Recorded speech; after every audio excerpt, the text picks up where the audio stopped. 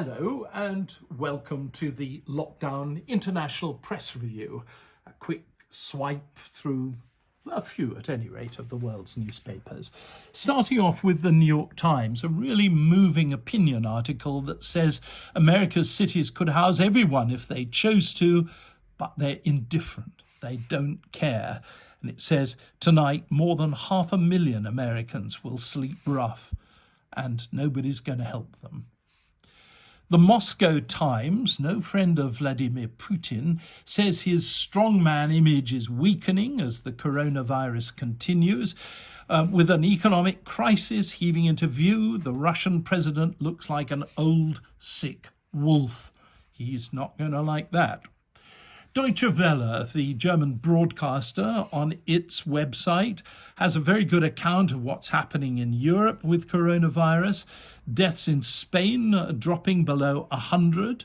Italy is outlining the loosening of its lockdown and is going to allow unrestricted travel from the 3rd of June.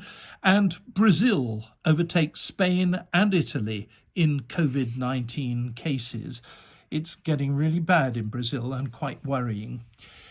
The Canadian Broadcasting Corporation, CBC, on its website has a really interesting article about what needs to happen with shopping malls once the pandemic lifts. Retail consultants say that there's got to be an awful lot more entertainment going on in the malls, if you prefer that way of speaking. But there should be fewer large, mostly empty shops selling clothes. I couldn't agree more.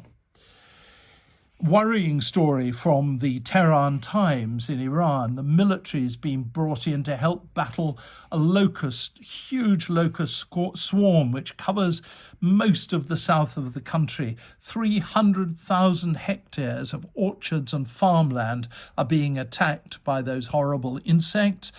Iran's economic woes are getting worse. And finally, the South African Afrikaans language newspaper Rapport has an amusing article about the restrictions which the South African government has introduced, the strictest in the world. It's called The Curve of Craziness. And I've written it all down here. You can buy high-heeled shoes, fine, but only with closed toes. If they're open, you can't have them. You can buy coffee, but you can't buy coffee mugs. You can buy knickers, red knickers, he says, but not towels.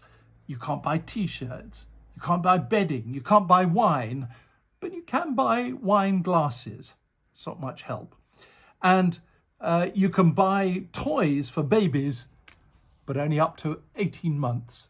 Let's hope this whole wretched thing ends quickly.